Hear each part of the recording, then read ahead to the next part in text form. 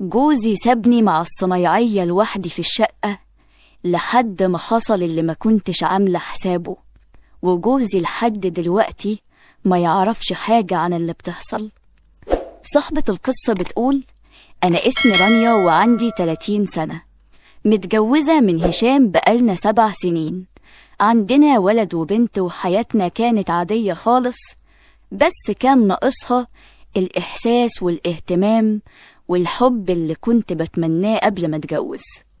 هشام كان راجل عملي جدا ومشغول طول الوقت وقليل الكلام معايا، ودايما شايف ان مسؤوليته ناحية البيت فلوس وبس، وان طول ما هو بيوفر الفلوس للبيت يبقى هو بيقوم بدوره على أكمل وجه، ومش مهم أي حاجة تانية، مش مهم أي حاجة أنا محتاجاها أو بحس بيها.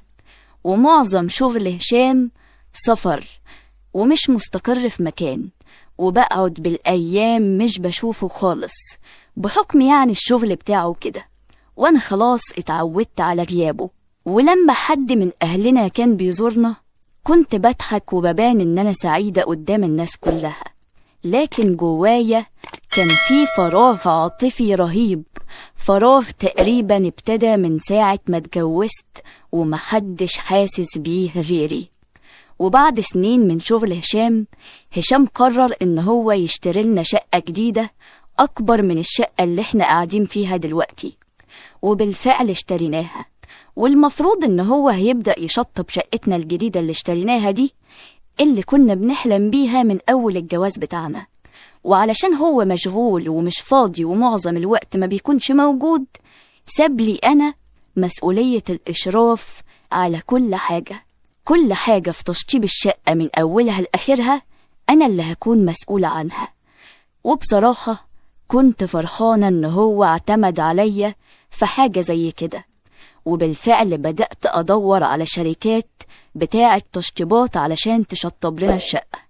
المهم دورت كتير لحد ما لقيت شركة وخدت رقمهم واتصلت بيهم وحددوا لي ميعاد وقالوا لي ان في مهندس اسمه أكرم هيجي علشان يعمل معاينة للشقة. وبالفعل أكرم جه في اليوم اللي كنا متفقين عليه، بس اللي لاحظته ان أكرم كان حد مختلف جدا.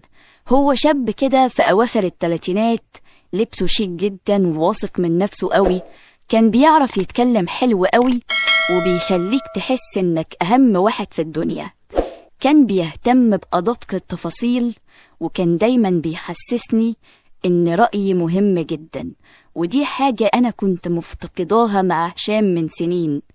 اول مرة قعدنا مع بعض قعد يشرح لي كل حاجة وانا كنت مهتمة بالكلام بتاعه جدا، لكن اللي لفت نظري واحنا قاعدين نظراته ليا، كان بيبصلي بطريقة غريبة، مش نظرة شغل خالص، مش نظرة مهندس بيتكلم مع زبونة، نظرة راجل شايف ان اللي قدامه دي أنثى بجد، حد هو مهتم بيها قوي، لدرجة ان وانا بصاله وقاعدة معاه بحس ان هو بيسرح في عينيا.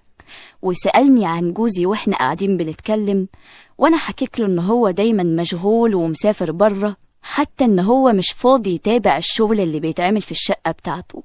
ومع الوقت بقيت أقابله كل يوم في الشقة، بنشوف التصميمات ونشوف العمال عملوا ايه ونختار الأماكن والألوان وكل حاجة، وهو دايما بيتعامل معايا بطريقة مختلفة عن أي حد أنا عرفته قبل كده. مرة واحنا واقفين في أوضة النوم قال لي: على فكرة الأوضة دي بالذات لازم تبقى مريحة جدا، لازم تحس فيها بالدفى والحنية، المكان ده معمول علشان ترتاحي فيه مع اللي بتحبيه. بصراحة أنا حسيت إن كلامه غريب ومعرفتش أرد عليه، قعدت أفكر هل هو كلام عادي يعني بيقولهولي ولا بيلمح لحاجة، ما بقيتش عارفة. بعد أيام وأنا قاعدة في البيت جات لي رسالة على التليفون من أكرم، بيقولي: انتي متخيلة الشقة هتطلع عاملة ازاي بعد ما نخلصها؟ أنا متأكد إنها هتبقى أجمل مكان ممكن تعيشي فيه. قلت له: أكيد، أنا مستنية أشوف النتيجة النهائية بفارغ الصبر.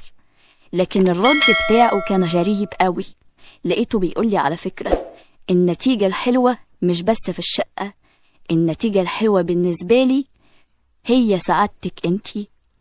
كلامه معايا كان غريب، وحسيت إن في حاجة ورا الكلام ده، وبدأت أركز معاه في كل حاجة بيقولها أو بيعملها علشان أتأكد هو وراه حاجة ولا لأ. في يوم رحت الشقة بدري عن ميعاد العمال، وكنت متوقعة إن أنا هروح مش هلاقي حد، لكني لقيت أكرم هناك لوحده. وأول ما شافني قال لي غريبة قوي، جيتي بدري النهاردة يعني؟ قلت له كنت حابة أشوف الشغل الأول قبل ما العمال يبدأوا. لقيته قرب مني ووقف جنبي، وقرب مني أكتر من اللازم، وقال لي أنا عاوز أقولك على حاجة من بدري، بس بصراحة خايف منك. قلت له عاوز تقول إيه؟ مش فاهمة. قال لي الأول اوعديني إن لو كلامي ما عجبكيش إنك مش هتأذيني في شغلي ولا هتضريني. قلت له يا عم أوعدك.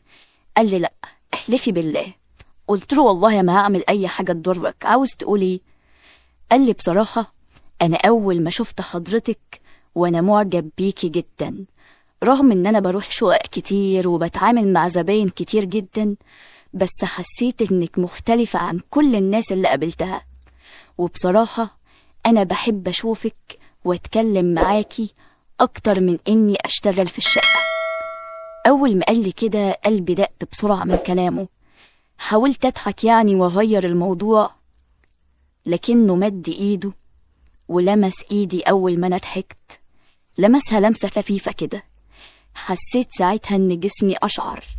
كنت عارفة إن المفروض أرفض اللي هو عمله وامشي من الشقة واتصل بالشركة علشان أقول لهم ده ما يجيليش تاني، بس أنا ما قدرتش أعمل كده.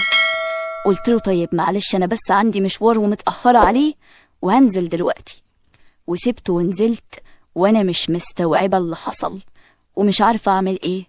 من جوايا مبسوطة إن أنا لقيت حد يهتم بيا وبيحاول يقرب مني، وفي نفس الوقت أنا متجوزة وده ما ينفعش.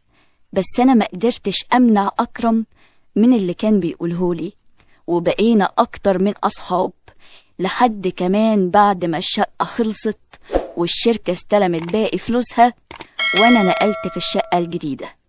وبقيت لما أقعد لوحدي في الشقة أفتكر أكرم واللي كان بيقولهولي.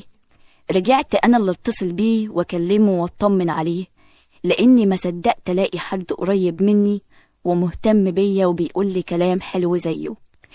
اتقابلنا أنا وهو كتير قوي، وخرجنا واتفسحنا سوا، وقضيت معاه أجمل أيام حياتي اللي ما عشتهاش مع جوزي، لدرجة إن هو طلب مني إن هو يعمل معايا علاقة. طبعا انتوا فاهمين أنا قصدي إيه، بس أنا طبعا رفضت، وطلب مني كده أكتر من مرة.